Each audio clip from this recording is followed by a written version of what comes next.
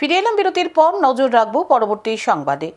রাবারের স্মোক হাউসে ভয়াবহ অগ্নিকাণ্ড ঘটনা শনিবার পানিসাগর মহকুমার জলেবাসা এলাকার বাসিন্দা প্রদীপ নাথের বাড়িতে থাকা স্মোক হাউসে অগ্নিকাণ্ডের ঘটনা ঘটে।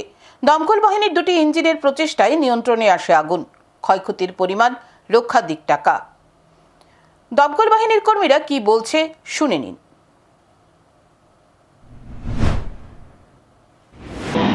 আজকে সকালবেলা 8:05 বা 8:10 এমন সময় আমার কাছে একটা খবর যায় যে জলেবাসা বড় বাড়ি একটা রাবার গুডাউনের মধ্যে আগুন লাগছে। তখন আমরা মুভ করি টুয়ার্ড স্পটের দিকে মুভ করার পরে আমরা এসে দেখছি যে রাবার গুডাউন না, মেবি এটা একটা স্মোক হাউসের মধ্যে আগুন হয়েছে, যেটা আমরা আপাতত এখন নিয়ন্ত্রণে আছে। ফায়ার সার্ভিস পার্সোনাল এখানে কাজ করেছে, এটা নিয়ন্ত্রণে আছে। মালিকের নাম কি স্যার? মালিকের নাম প্রদীপ নাথ। স্যার, কয়টা ফায়ার ইঞ্জিন আপনাদের এখানে এসেছে? এখানে 2টা ফায়ার টেন্ডার আনা হয়েছে। প্রথম তো জল দিয়ে নিবানি হয়েছে, তারপরে বুম টেন্ডার ইউজ করা হয়েছে, বুম দিয়ে সেটা এখন আপাতত নিয়ন্ত্রণে আছে আগুন। এখন আমার সঙ্গে টেলিফোন লাইনে রয়েছে ডেস্ক থেকে ইন্দ্রজিৎ ভৌমিক। হ্যালো ইন্দ্রজিৎ, বলছিলাম যে শনিবার পানিসাগর মহকুমার জলেবাসা এলাকায় রাবারের স্মোক হাউসে ভয়াবহ অগ্নিকাণ্ড যে ঘটল, এই বিষয়ে বিস্তারিত জানাও।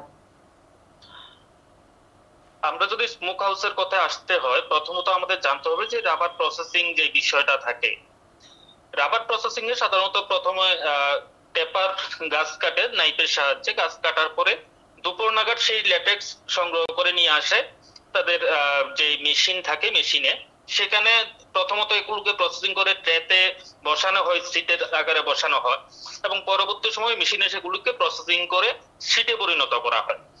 সিটে পরিণত করার পর সেগুলো সাধারণত সাদা রঙের হয়ে থাকে এবং কাঁচা থাকে। তারপর সেগুলোকে রোদ্রে দিয়ে শুকানো হয়। শুকানোর পরে সাধারণত যখন রোদ্রে দিয়ে শুকানো হয় তখন কিন্তু রাবারের এটি শুকিয়ে যাওয়ার পরে ওজনটা অনেকটা কমে যায়, কিন্তু সেটার গুণমানটা নিয়ে কিন্তু একটু প্রশ্ন থেকে যায়। এই ক্ষেত্রে প্রয়োজন স্মোক হাউস। স্মোক হাউসে যখন রাবারটাকে দেওয়া হয়, দেওয়ার পরে সেখানে কাঠের লাকড়ি দিয়ে ধোয়া দেওয়া হয়। ধোয়া দেওয়ার পরে সেই রাবারের শীটগুলোর কালারটা অনেকটা কালসে টাইপের হয়ে যায় এবং রাবারের শীটগুলো অনেকটা ভালোভাবে শুকিয়ে যায়। এতে করে কি হয়, যখন যারা রাবার ক্রেতা তারা এই রাবারের শীটগুলোকে কিন্তু একটু দাম বেশি দিয়ে হলেও কিনতে চায়। এই কারণে বর্তমান সময়ে কিন্তু আমাদের রাজ্যের বহু এই ধরনের স্মোক হাউস রয়েছে, যারা রাবার চাষী রয়েছে তারা সেই রাবারের শীটের গুণমান বৃদ্ধি করার জন্য সেই স্মোক হাউস গুলো সেখানে তৈরি করেছে। বিষয় হচ্ছে ঠিক অনুরূপ একটা স্মোক হাউস ছিল পানিসাগর মহকুমার জলেবাসা বড়বাড়ি 2 নং ওয়ার্ডের বাসিন্দা প্রদীপ নাথের বাড়িতে। সেখানে যথারীতি স্মোক হাউসে রাবারের শীট গুলো দিয়ে সেগুলোর মধ্যে ধোয়া দিয়ে প্রসেসিং এর কাজ চলছিল। তো সাধারণত কি হয়, স্মোক হাউস গুলোতে রাবারের শীট রাখার পরে সেগুলোতে 2 দিন 3 দিন কোন সময় 1 সপ্তাহ পর্যন্ত ধোয়া লাগানো হয়, যাতে করে রাবারের শীট গুলো ভালোভাবে শুকিয়ে এবং এগুলো গুণমান বৃদ্ধি পায়। আচ্ছা, বলছিলাম যে সূর্যের আলোয় যে রাবারের শীট শুকানো হয় সেগুলোর দাম কি কম থাকে? অবশ্যই সূর্যের আলোয় যে রাবারের শীটগুলো শুকানো হয় সেগুলোর বাজারে যে ক্রেতারা থাকে, রাবার ব্যবসায়ীরা থাকে, সেগুলো যদি 120 টাকা পার কিলো ক্রয় করে থাকে, স্মোক হাউস থেকে বের করা যে রাবারের শীটগুলো থাকে সেগুলো কিন্তু তারা 123 টাকা বা 25 টাকা পার কিলো ক্রয় করে থাকে। তার জন্যই কিন্তু রাবার চাষিরা স্মোক হাউসের উপর অনেকটা নির্ভরশীল হচ্ছে। প্রথম দিকে হয়তো আমাদের রাজ্যে স্মোক হাউসের সেরকম একটা গুরুত্ব ছিল না, কিন্তু সময়ের সাপেক্ষে বর্তমানে স্মোক হাউসের গুরুত্ব বৃদ্ধি পেয়েছে। তো এবার কি হয়েছে, প্রদীপ নাথের বাড়িতে সেই স্মোক হাউসে রাবারের শীট রেখে সেখানে প্রতিনিয়ত এই যে রাবার ঢোকানোর পরে স্মোক হাউসে কোন সময় 1 সপ্তাহ, কোন সময় 5 দিন, 6 দিন, 4 দিন এভাবে রাখা হয়। কন্টিনিউ কি আগুন দিয়ে সেখানে ধোয়া দেওয়া হয়? হ্যাঁ, কন্টিনিউ এই যে 3 দিন, 4 দিন বা 5 দিন এই সময়টাতে কিন্তু কন্টিনিউয়াসলি আগুন দিয়ে সেখানে ধোয়া দেওয়া হয়। এই যে ধোয়া দেওয়ার কাজ চলছিল, হয়তো বা সেখানে গতকালকে রাত্রে অর্থাৎ শুক্রবারের রাত্রেও সেখানে ধোয়া দেওয়া হয়েছে এবং এই ধোয়া থেকে কিন্তু অনেক সময় কি হয়, এই ধোয়াটা যখন ঘরের ভিতর অত্যধিক মাত্রায় জমে যায় তখন রাবারের ওই স্মোক হাউসের হিটটা অনেকটা বৃদ্ধি পায়। এত করে কি হয়, আগুন লেগে যাওয়ার সম্ভাবনা থাকে।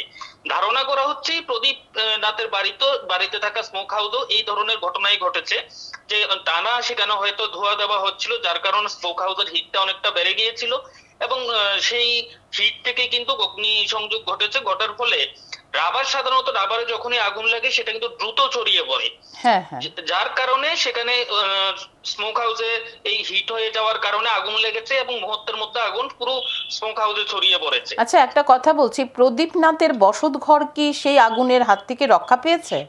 না, সাধারণত একটা বিষয় স্পষ্ট হওয়া প্রয়োজন, এই যে স্মোক হাউস গুলো তৈরি করা হয় সেগুলো কিন্তু সাধারণত বসতঘর থেকে একটু দূরত্ব বজায় রেখেই কিন্তু করা হয়, যাতে করে, কারণ স্মোক হাউসে অনেক সময় অগ্নিসংযোগ হওয়ার সম্ভাবনা থাকে।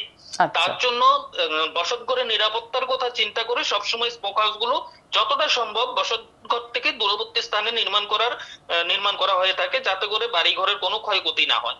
তো প্রদীপ নাথের বাড়িতেও কিন্তু অনুরূপ ভাবে বসতঘর থেকে কিছুটা দূরে সেই স্মোক হাউস নির্মাণ করা হয়েছে, যার কারণে ওনার স্মোক হাউসে অগ্নিসংযোগ ঘটলেও বসতঘরের কিন্তু কোনো ধরনের ক্ষয়ক্ষতি হয়নি বা বসতঘরের উপর কোনো ধরনের প্রভাব পড়েনি।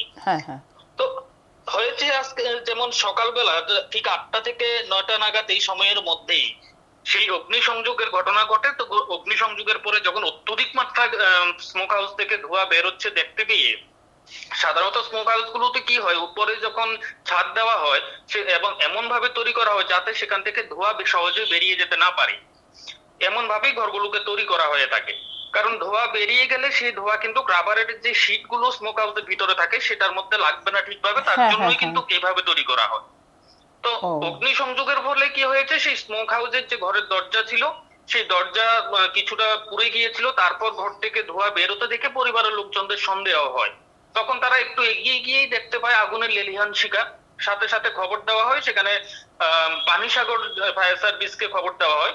তো ফায়ার সার্ভিসে বিশেষ করে দমকল কর্মীরা প্রথমে একটি ইঞ্জিন নিয়ে ঘটনাস্থলে ছুটে যায়, তারা জল দিয়ে সেখানে আগুন নেভানোর চেষ্টা করে, যেহেতু রাবারে আগুন লাগলে সেটা ভয়াবহ আকার ধারণ করেছে, তো তারা জল দিয়ে সেটা নিয়ন্ত্রণে আনতে পারছিল না। তারপরে ফায়ার সার্ভিসের আরো একটি ইঞ্জিন ঘটনাস্থলে ছুটে যায় এবং শেষ পর্যন্ত বোম ব্যবহার করে প্রায় দীর্ঘ 30 মিনিট সময় লেগেছে সেই আগুন নিয়ন্ত্রণে আনতে। তো আগুন নিয়ন্ত্রণে আনলেও কিন্তু যে স্মোক হাউসের ভিতরে যে রাবারের শীট গুলো ছিল সেই শীট গুলোকে কিন্তু রক্ষা করা সম্ভব হয়নি এবং যতগুলো রাবারের শীট স্মোক হাউসের ভিতরে ছিল সবগুলোই কিন্তু পুরে সম্পূর্ণ ছাই হয়ে গেছে। তো ধারণা করা হচ্ছে প্রাথমিকভাবে সেই ক্ষয়ক্ষতির পরিমাণ লক্ষাধিক টাকা হতে পারে। তবে ঘটনাকে কেন্দ্র করে কিন্তু সেই এলাকায় একটা চাঞ্চল্য দেখা দিয়েছে। আর যেটা সবচেয়ে বড় বিষয়, স্মোক হাউস যেখানেই রয়েছে সেখানে কিন্তু সকলকেই সাধারণত সচেতন থাকতে লাগে, বিশেষ করে স্মোক হাউসের মালিক বা কর্মী যারা থাকে। স্মোক হাউসের একটা নির্দিষ্ট নিয়ম রয়েছে, প্রতিদিন ন্যূনতম সকাল বিকাল করে সেই স্মোক হাউসের দিকে লক্ষ্য রাখতে হয় যে হিট স্মোক হাউসের ভিতরে অভ্যন্তরে হিট বেড়ে যাচ্ছে কিনা, এবং বা যে জায়গাটা থেকে আগুন দিয়ে ধোঁয়াটা স্মোক হাউসে প্রবেশ করানো হয় সেই জায়গা থেকে কোনো না কোনো ভাবে আগুন যদি মাত্রাতিরিক্ত হারে বৃদ্ধি পায়, সেই আগুন কিন্তু স্মোক হাউসে চলে যেতে পারে। তো সেই দিকটা কিন্তু প্রতিনিয়ত লক্ষ্য রাখতে হয়। তার জন্য যারা স্মোক হাউসে কাজ করে থাকে সেই কর্মীদের কিন্তু সর্বদা সক্রিয় থাকতে লাগে। তো হয় ধারণা করা হচ্ছে প্রদীপ নাথের যে স্মোক হাউসে যারা কর্মী হিসাবে ছিলেন তারা হয়তো বা সেখানে সেইভাবে জিনিসটাকে গুরুত্ব দেননি, যার কারণেই কিন্তু আজকের এই অগ্নিকাণ্ড বলে ধারণা করা হচ্ছে। কর্মীদের গাফিলতির কারণেই হয়তো বা এই ক্ষয়ক্ষতি হয়েছে, হতে পারে সেখানে কর্মীদের গাফিলতি রয়েছে। আবার এমনও হয়তো বা হতে পারে যে প্রদীপ নাথ শুধুমাত্র নিজের ব্যক্তিগত কাজে স্মোক হাউস ব্যবহার করে থাকেন, যার কারণে তিনি অন্য কোনো কর্মী রাখেননি, পরিবারের লোক যারা রয়েছে তারাই দেখাশোনা করে, এটাও হতে পারে। তো এখনো এটা বোঝা যাচ্ছে না যে সেখানে কি কর্মী ছিল না পরিবারের লোকেই দেখাশোনা করতো, সেই বিষয়টা এখনো জানা যায়নি। তো ধারণা করা হচ্ছে যে সঠিক নজরদারির কিছুটা ঘাটতি ছিল, যার কারণে কিন্তু এই অগ্নিকাণ্ডের ঘটনা ঘটে যায়। ঠিক আছে ইন্দ্রজিৎ, ধন্যবাদ, সঙ্গে থাকো। সঠিক নজরদারির না থাকার কারণেই এই ক্ষয়ক্ষতি। দমকল বাহিনীর 2টি ইঞ্জিনের প্রচেষ্টায় নিয়ন্ত্রণে আসে আগুন, ক্ষয়ক্ষতির পরিমাণ লক্ষাধিক টাকা। এখন সময় বিরতির, সঙ্গে থাকুন।